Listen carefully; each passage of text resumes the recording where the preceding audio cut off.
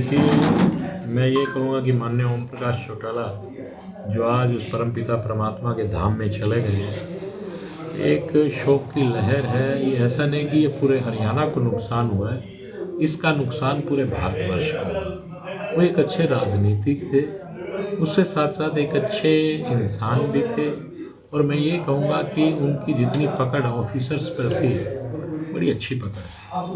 और मैं ये कहूँगा कि राजनीति में जब से वो आए, जो उनके बोलने का लहज़ा था या जो भाषण देते थे, तो सब एकदम साइलेंट हो जाता था, सब उनको सुनते थे।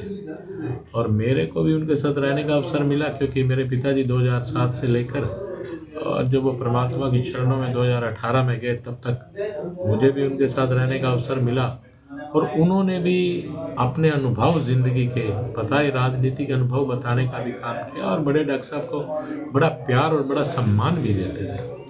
तो मैं तो यही कहूँगा कि परमात्मा उनको अपने चरणों में स्थान दे। और साथ ही साथ, क्योंकि जो ये हानि हुई है, ये हानि कभी भी पूरी नहीं हो सकती और उनके विचारों पे परिवार चले तो यही है कि जो उनकी विचारधारा थी, उसी विचारधारा को लेकर चले। वो सबको एक साथ लेकर चलते थे और विशेष तौर पर वर्कर का बहुत ध्यान रखते थे। और सबसे बड़ी बात है कि उन्होंने 5 बार मुख्यमंत्री भी रहे और अपने कार्यकाल में उन्होंने सरकार आपके द्वार जो एक योजना चलाई, स्वयं सरकार लोगों के बीच में जाती थी और उनसे काम पूछती थी।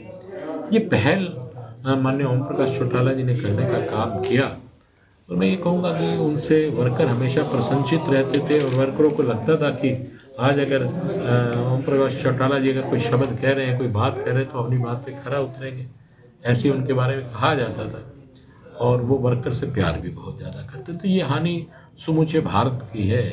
हर राजनीतिक व्यक्ति कहीं न कहीं जो उनका जुड़ाव रहा पब्लिक से, वो अंतिम समय तक भी, मतलब इस उम्र में आकर भी, और वो मतलब ये कहूँगा कि जितना कह सकूँ उतना कम, इस उम्र में आकर भी लोगों से मिलना, और वो अंतिम समय में भी लोगों से मिलते रहे। जितना समय उनके पास रहा, अंतिम समय तक भी लोगों से मिलते रहे। वो कभी भी अपने सफ़र में कहीं भी निकलते तो ये पता करते थे इस मार्ग से मुझे निकलना है, तो क्या इस मार्ग में कोई अपने वर्कर के यहाँ सुख दुख हुआ है तो मैं 2 मिनट होता हुआ निकल जाऊँगा। ये इनकी सोच बहुत बढ़िया थी और ये उन्होंने सभी अपने नेताओं में भी, जितने उनके एमएलएज़ थे, उनमें ये बात डालने का काम किया कि वर्कर के सुख दुख में आप अवश्य पहुँचिए। इससे वर्कर का हौसला भी बढ़ता है और आपका भी ये लगता है कि आप वर्कर से जुड़े हुए, और वर्कर को भी लगता है कि हमारा नेता हमसे जुड़ा हुआ है। इस बात पे वो विशेष ध्यान देते थे और उनके साथ काफ़ी अनुभव रहा। मैंने उनके साथ गाँव के दौरे भी किए। तो सब आज इस बात के लिए हम बहुत दुखित हैं, लेकिन करें क्या, ये परमात्मा का एक सिस्टम है। जो इंसान इस मृत्यु लोक में आया वो जाएगा।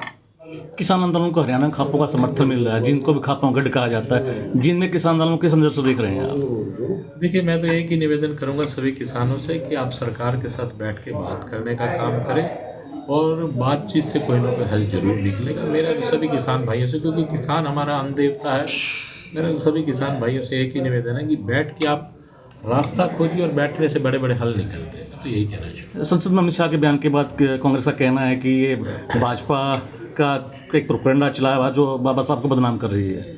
देखिए, आप भी अच्छी तरह जानते हैं कि कांग्रेस का जब बाबा साहब का जब प्रारंभिक समय, तो कांग्रेस ने किस प्रकार से बाबा साहब के साथ छल करने का काम किया, उसी विषय पे ही तो माननीय अमित शाह जी इस बारे में बताने का काम कर रहे थे। जबकि पूछा गया कि उनसे कि ये 2 लोग हैं, क्या इनके जाने से फ़र्क पड़ेगा, जब उन्होंने रिज़ाइन किया, पार्टी को छोड़ने की बात की, तो उन्होंने कहा कि इनके रहने से हमें फ़र्क पड़ेगा, लेकिन अगर बाबा साहब छोड़ के चले जाते हैं तो हमें कोई फ़र्क पड़ने वाला नहीं। तो कांग्रेस अपनी मानसिकता को साफ करे कि कांग्रेस क्या कहना चाहती है। कांग्रेस इतने लंबे समय से विपक्ष में, वो मेरे अनुमान से पगला चुकी है कांग्रेस। उनका जो कहते हैं ना कि वो डिप्रेशन में जा चुकी है, और डिप्रेशन में जाए व्यक्ति अनाप शनाप की बातें करना, पहले वो कह रहे थे कि संविधान को बदल दिया जाएगा, ऐसा कभी नहीं हो सकता। अगर हम गौर करें, राजीव गांधी के विषय में बात करें, देखिए तो स्वर्गीय राजीव गांधी जी ने कहा था, शाह बानू का मामला आया था, उसमें आप देख सकते हैं अमेंडमेंट होती आई संविधान में, लेकिन संविधान को बदलने की बात कभी नहीं की गई। और आज कांग्रेस को ये लगता है कि हम विशेष तौर पर अगर संविधान की बात करेंगे या बाबा साहब की बात करेंगे तो लोग इससे जुड़ जाएंगे। ऐसा जुड़ने वाले नहीं है। आज मैं कहता हूँ कि भारतीय जनता पार्टी के कार्यकाल में ही हरियाणा विधानसभा में बाबा साहब का जो स्टैचू लगा, बाबा साहब का स्टैचू लगा, तो बाबा साहब को मैं तो ये कहूँगा बाबा साहब के लिए प्रत्येक व्यक्ति जिसने हिंदुस्तान की मिट्टी में जन्म लिया है, प्रत्येक व्यक्ति उनका मतलब कि ये कहूँगा प्रत्येक व्यक्ति उनका कर्जाई है, जिन्होंने हिंदुस्तान के बारे में लिखने का काम किया कि किस प्रकार से हिंदुस्तान चलेगा। उनके जो भी सिस्टम बनाए गए संविधान को लेकर आज उन्हीं की बदौलत देश चल रहा है।